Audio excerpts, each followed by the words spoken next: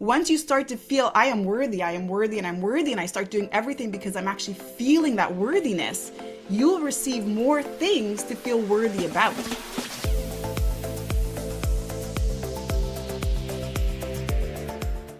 Hi, Jillian. Welcome to the show. Thank you so much. It's so good to be here.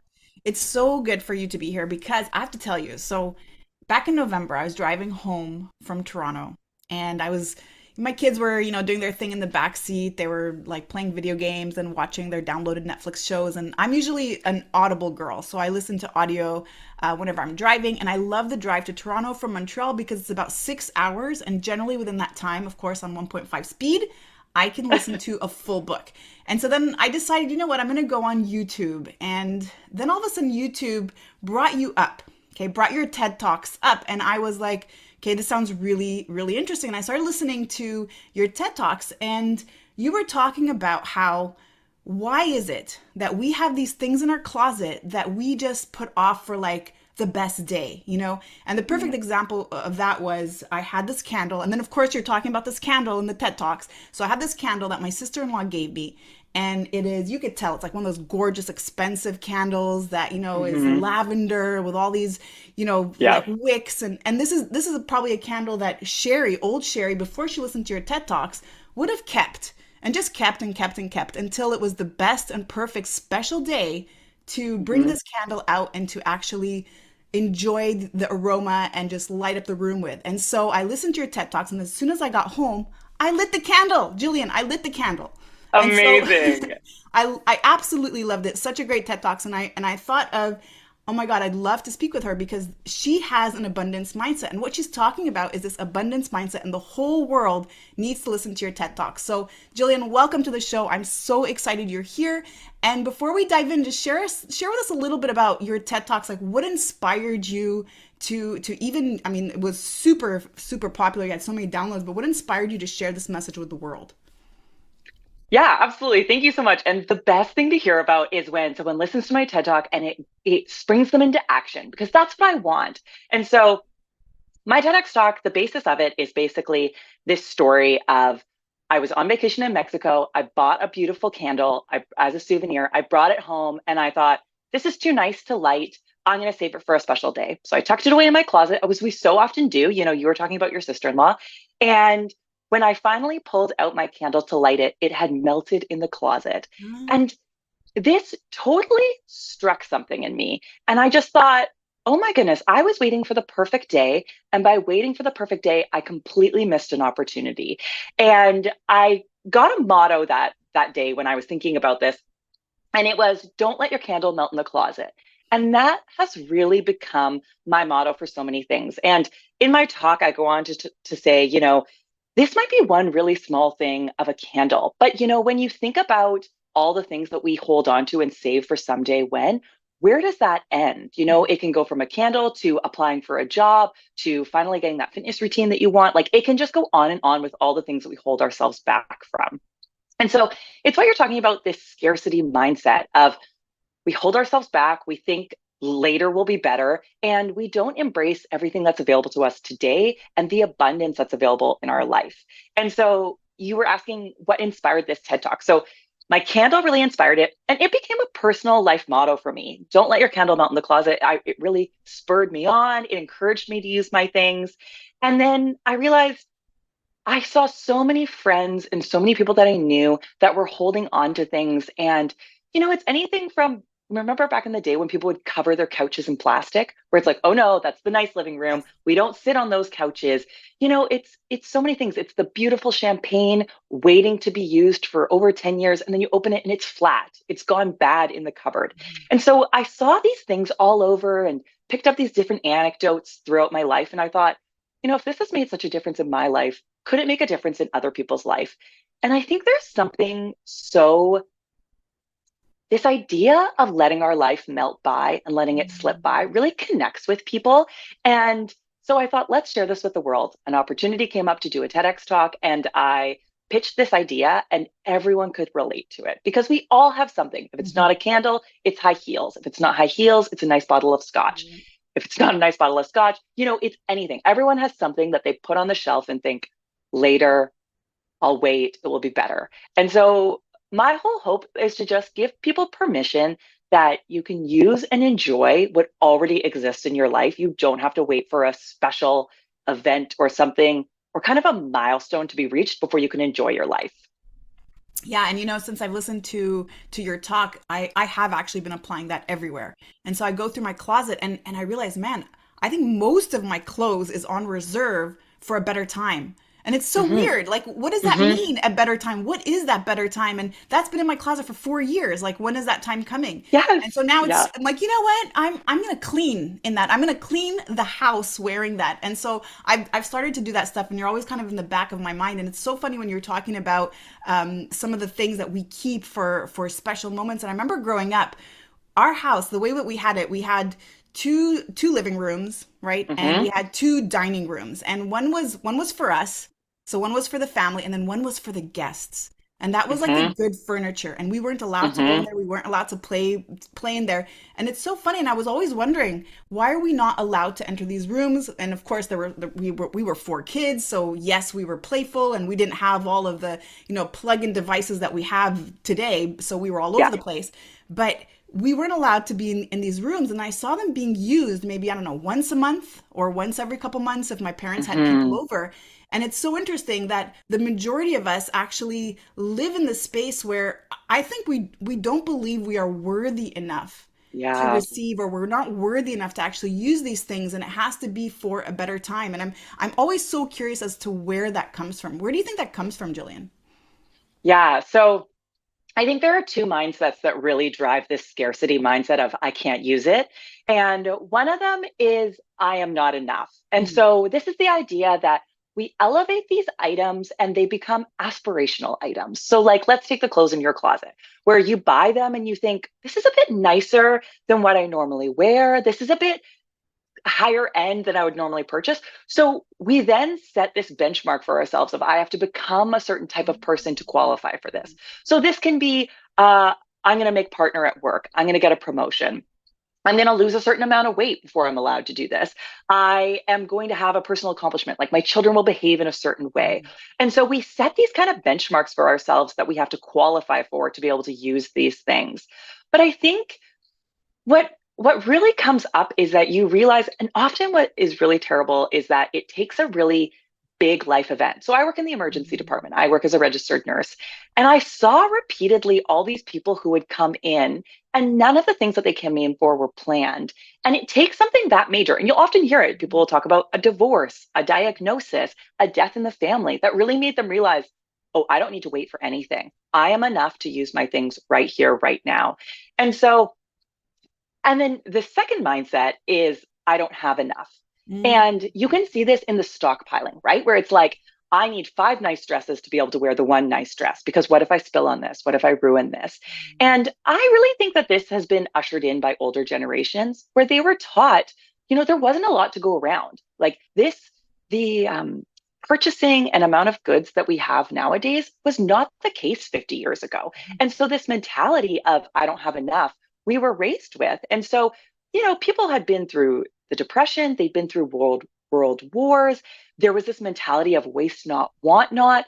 There was this idea of a Sunday best because you actually only had one nice Yeah. outfit, so you needed to save it for Sundays. But that's not the case anymore, right? Like we have garages filled with stuff. We have closets filled with stuff. We have three different types of dinnerware. Like we don't have the same lack of stuff, but we've kept the same scarcity mindset of I don't have enough. Hmm. And so often I think it's just realizing you do have enough. If this were to be ruined or spoilt or spilt on, you could replace it. It's That's not ideal, but you could replace it. And so why not enjoy it and use it now? And it is so interesting. Like when you were talking about, something's been in my closet for 4 years. It really struck me when I went to, declutter and clear out my closet, and I would give away things that I kept in prime condition because I didn't want to ruin them but then I would give them away for someone else to use and enjoy. Like yeah. there were kind of different clues along the way that I was like, okay, so I have this beautiful pair of green suede shoes. I don't want to spill on them. I don't want to wear them in the rain. But when I finally went to get rid of them, I hadn't worn them enough. Like I hadn't even given myself the opportunity to ruin them.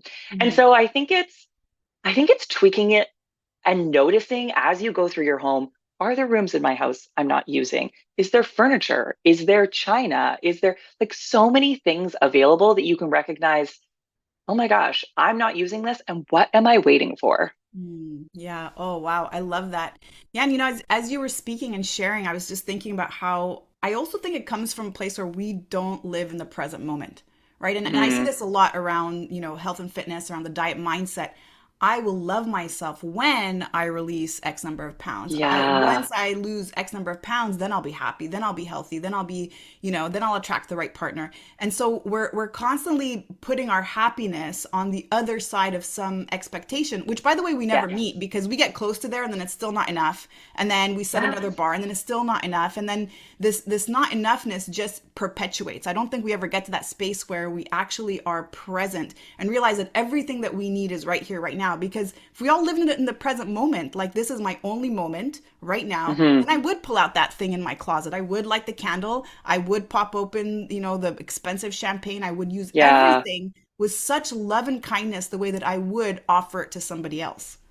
totally. I completely agree. And I think it's this idea of like things not being in the moment of like, well, no, this moment isn't special enough to light that candle. I have a certain image in my mind of what lighting that candle will be like, right? Like your lavender candle, you're like, the children will be playing Yeah. quietly. I will have had a great day at work. Like snow will be gently falling outside the window. I will have just made myself a cup of tea, and like that's when I'll light the candle. Right. That's never going to happen. Like that perfect situation is never going to happen. And so it's kind of flipping it on its head and saying, can I make this situation better by lighting this candle instead of waiting for that perfect situation? Mm-hmm. And I think I think there is a little bit of disappointment in it, or people just like almost like a settling mentality. But actually, I think when the mindset is like, I am enough, I can give myself permission to use my things, I think you start to realize like using your things sends a message to you of like, I am worthy of a good candle. I am worthy of my nice workout wear. I am worthy of like using my nice coffee machine instead of waiting for some other time. So it's funny in that we often wait for something to feel worthy, but I actually find using your stuff helps you to feel worthy. Yeah, yeah, I love that.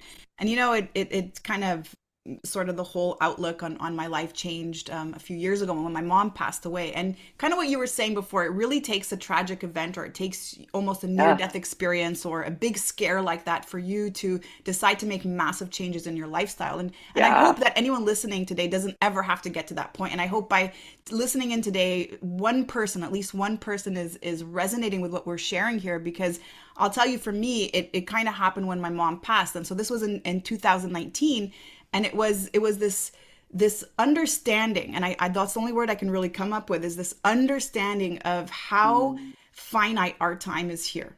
And so Hmm. since that moment, I've really shifted around, okay, not caring so much about materialistic things. Anything that I can replace with money, I'm not going to give any emotion to. Not saying that it's Mm. not going to be uncomfortable to replace something that breaks or my car or something expensive, but if it's something that I can never get back, like health, like joy, like Yeah. something that really deeply impacted me, like the loss of my mother as it relates to joy, right?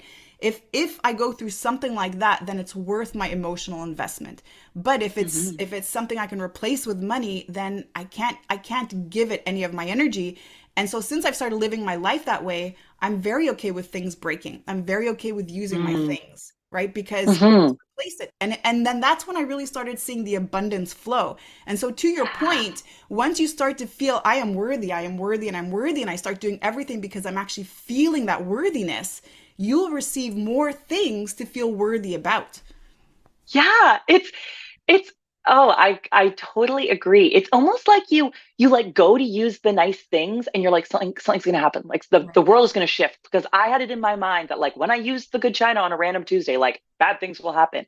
And you're like, oh my gosh, it didn't happen. And actually like I actually feel really good about myself. And it like I think that's a huge motivator for me is I don't want people to have to go through the death of a loved one for things to come into perspective, Exactly. right? Like no one wants that. But so many people have reached out to me about my message and they say, this really struck me when my grandma passed away and all of her wedding gifts were in a trunk in the attic. and her linen was still in the packaging because she never used it. I don't want that to be me. Mm. And we don't want it to take a huge life event for this message to be sent home, but it's so simple, but we still have to overcome so much to be able to say, I'm going to set out the good linen. I'm going to use the hand towels I save for my guests. Like it's these crazy insidious rules that we have for ourselves. I'm going to eat every night in the fine dining room because actually my family is worth it and guests can also eat there. Like I think it's so true that when you do repeated actions, it's like a muscle that you're building. Yeah. Or when you say, I can wear any clothes in my closet, honestly, like you can wear a nice dress on a Tuesday, that you realize A, nothing bad happens to you.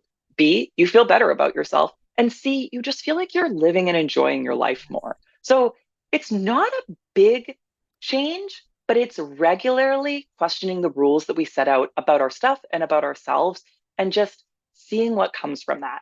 Yeah, I love that. You know, I started this program just last year. I launched this program, and this year I'll be launching it as a larger course. But this was kind of the beta program, and it's called Making Peace with Food. And it's helping to break the diet mindset. And so another thing listening to your TED Talks was this is exactly what it's about. It's still living in that Mm-hmm. scarcity mindset, and how we do anything is how we do everything. And so Mm-hmm. essentially over these 6 months, we shift from a scarcity mindset, which was created by dieting, to an abundance mindset. So imagine a Mm-hmm. person having tried so many diets and coming to this place where they're super confused about food, and now Mm-hmm. starting to emotionally attach certain feelings to food. If I eat this, I'm bad. If I eat this, I'm good. And if I Mm-hmm. overeat this, I'm bad. And not learning also how to sit in their emotions, they start to develop out of control eating. So if you think about Mm-hmm. it, all right, well, my diet starts on Monday. I'm going to eat the whole cake right now because it starts on Monday. Or Yes. if my, son or daughter didn't finish their plate, I'm going to finish it all because, I can't waste food. And so it really is shifting to that abundance Mhm. mindset that helps us to overcome all of these limitations, all of these different relationships with food. And it's so interesting that it actually can start in the closet, because obviously food is and especially if we've been doing this for so many years, it's going to take some time to master. But if I do Absolutely. start in my closet, if I start with that candle, and then I go through the Mhm. clothes and I start to make myself worthy to wear these things and to use these things. I start to Mhm. make myself worthy to pay a couple extra dollars to have salad at the restaurant, to leave my plate unfinished and come back to it later, to know that Mhm. my fridge is full of abundance and I don't have to finish this now. I can come back later. And it's amazing Mhm. how, really, when we start to focus on just that little speck of energy in one aspect of our lives, it starts to magnify and manifest in so many other areas too. Completely. Yeah. And I think what I love the connection with the diet mentality because it's these rules that have been, that society creates that have been imprinted on us of like, this is how we have to look at food. This is what your food choices say about you. It's the exact same thing with your stuff. This is how you need to look at a fancy candle. Why do we call it fancy? Like, where did that come from? And this is when you're allowed to use it. This is when you're not. Where did these rules come Yes. from? Yes. And so much of this comes from your thoughts. Mm. How do you think about your things? How do you think about food? And what I find really helpful for me is preparing myself with thoughts. So, talking about leaving food behind, I'm worthy of having a salad when I go out. I can take half of this food home if I'm full. Like those are all thoughts. Those are all questioning the rules. And so I find it really helpful to have kind of mantras that I use when I'm thinking about using my things. So my strongest one is don't let your candle melt in the closet. Like that is something that just like triggers me to be like, right, I can use this. Another one is nothing is precious. Like you were talking about, like your relationship with your mom, precious. Mm. Our connection with other people, that is the most important thing.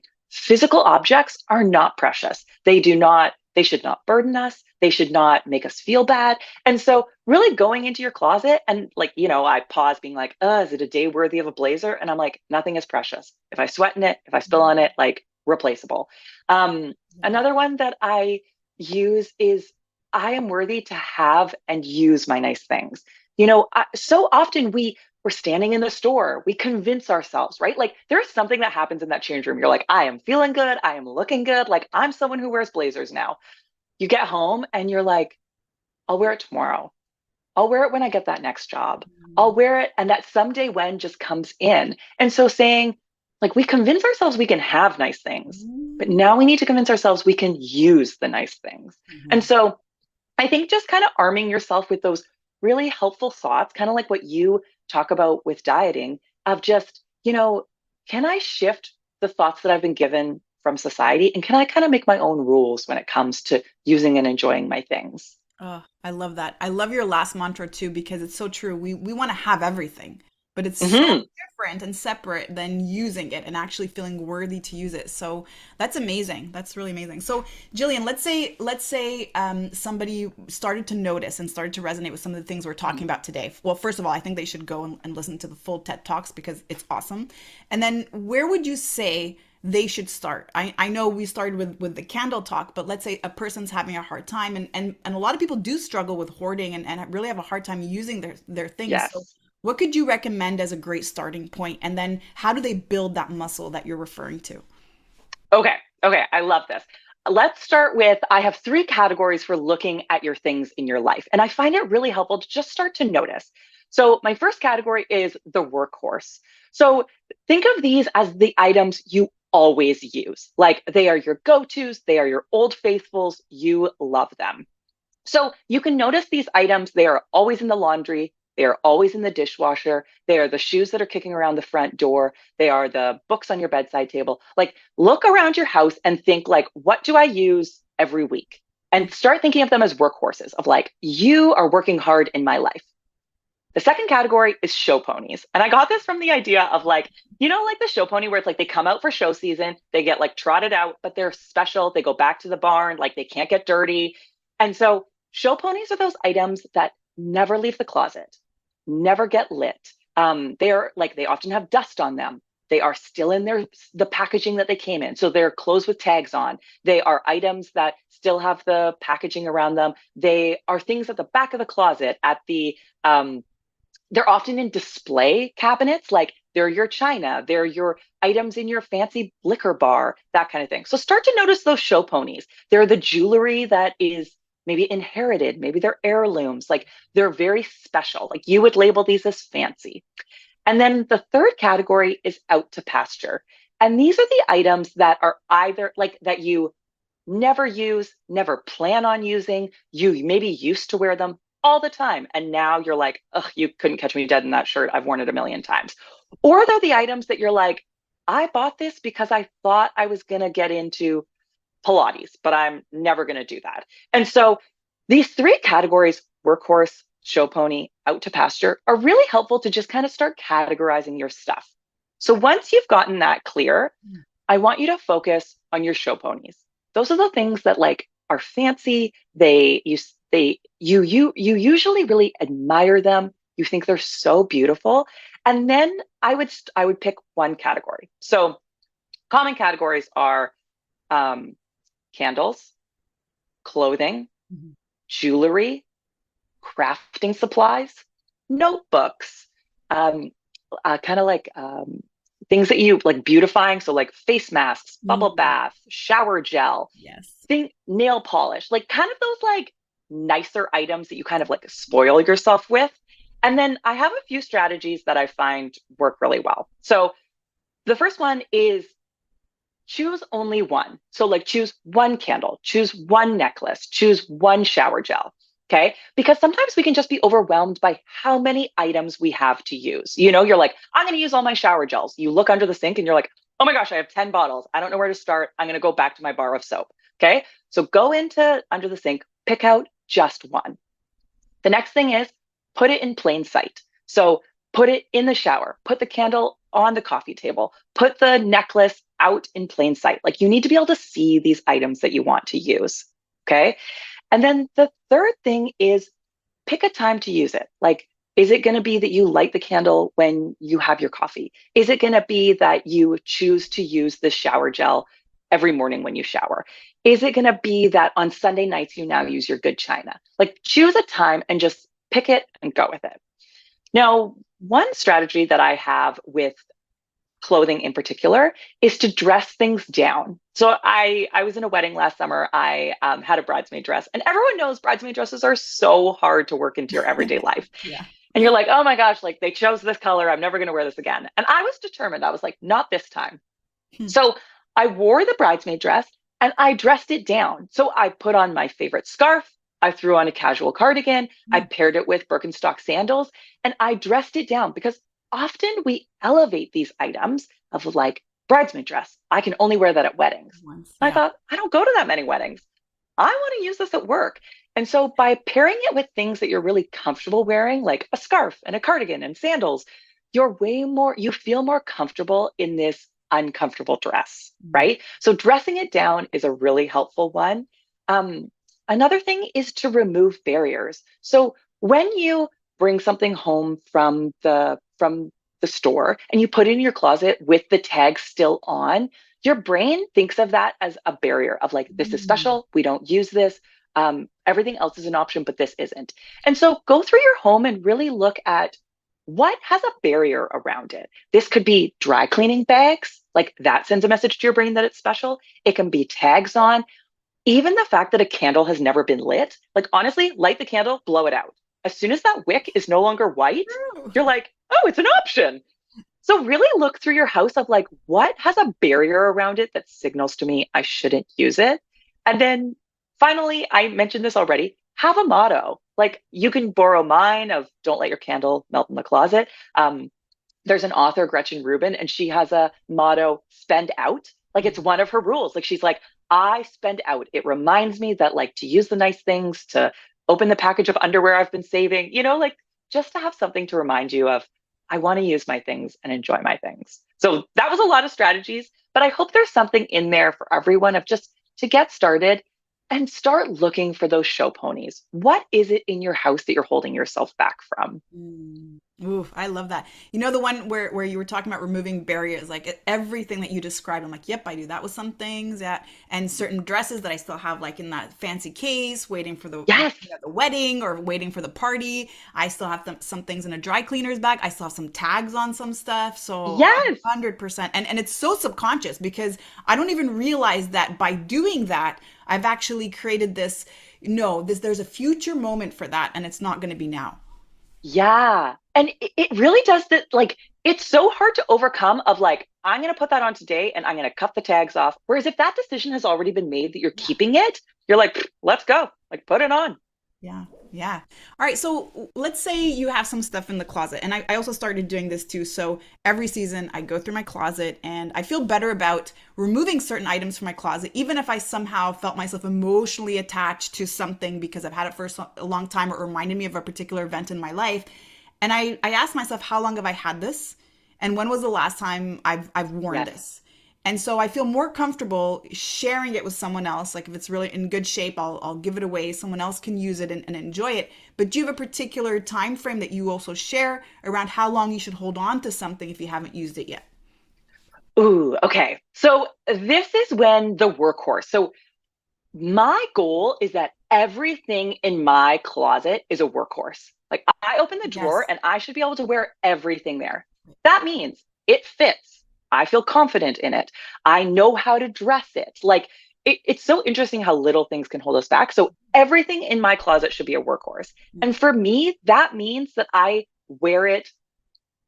I've never thought of like a specific timeline, but I would say 3 months is my cutoff. Some people do a year, like it really does vary because, there's different seasons and stuff. But I find too, when I'm kind of talking about like decluttering or moving things on, I find two things are really helpful. The first one is I ask the question, what do I love more? Because often we hold something up and we ask ourselves, do I like it? And often the answer is like, yes, I bought it for a reason. Of course I like it. But then I'm like, well, then why do I skip past it? If I love it so much, why do I not choose it? Yeah. And what I now ask myself is, what do I love more? So, for instance, I had a zip up hoodie that I used to wear all the time. It was my workhorse, it was my go to. But I found I wasn't wearing it. And I was like, that's so weird. Why is that? And I asked, what do I love more? And I had bought a new pullover hoodie. I loved it. It made me feel good. It had replaced the use of this one. Mm. And so Now, when I ask that, it kind of reassures me that I have other items in my closet that I still love, that I still use, and it's okay to let this go. Mm. And what really helps me in moving things out of my closet is my focus is on using my things. Candles are meant to be lit. Champagne flutes are meant to be drank from. Clothes are meant to be worn. So if things aren't being used, they're not fulfilling their purpose. And I can only wear so many clothes on a regular basis. And so my whole goal for my belongings is that they're used frequently. And if I'm not using them frequently, I want someone else to be able to use them frequently. So if this hoodie is no longer meeting my needs, I want it to meet someone's needs, and those aren't mine. And so I do the Marie Kondo thing where you thank the item for its Mhm. service because we have an emotional attachment to things. Like we love our stuff. And so I thank it. I think about all the great memories, and then I really want it to be used and I let it go for someone else to use it. Mm. So when I'm thinking about clearing things out, I ask, what do I love more? Because often there's something else you're wearing and loving. And I want it to be used by someone if it's not me. Mm, yeah, yeah. So well said. So well said. You know, it's also something that I think we can start to implement to clear space for other things to come into our lives, especially if we want some of those Yeah. show pony items to become our workhorses. I think we have to clear out some of the workhorse items, and especially if we start noticing that we wear it less, or maybe it could serve somebody else a little bit better, and then start to make everything in the closet usable. I love that. Yeah. Yeah, absolutely. And because there's only so many items that you can use on a regular basis. And so you have to clear out space if you want to use those show ponies. So I think that's perfectly said. Sometimes the workhorses have to go for you to really embrace your show ponies. Yeah, so great. I loved our discussion today. I'm so connected to you. I love what we're talking about so much. You're just this gorgeous light. You're just this beautiful inspirational share in the world. And I'm so happy that I came across your TED Talks and that we're connecting today and we're having this conversation. And I think everyone again needs to reach out and learn a little bit more about you. So Jillian, where can they go to do that? Yeah, absolutely. So there's two spaces that you can find me. One is I am on Instagram. That's Jilly Dunn. And I run a weekly challenge. And so I put out every week, I put out a category. And so basically, if this idea really intrigues you, but you don't know where to start, every week I put out a category that says, like, this week we're lighting candles. Join me as we light our candles. And so you can come along and use hashtag choose to use.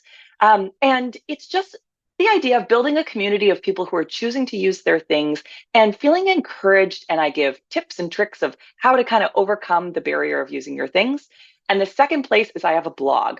So that's at jilliandunn.ca. And on this blog, I talk about why do we save our stuff? What are strategies for using our stuff? What if I'm running into mental roadblocks or physical roadblocks? And so, really, just helping.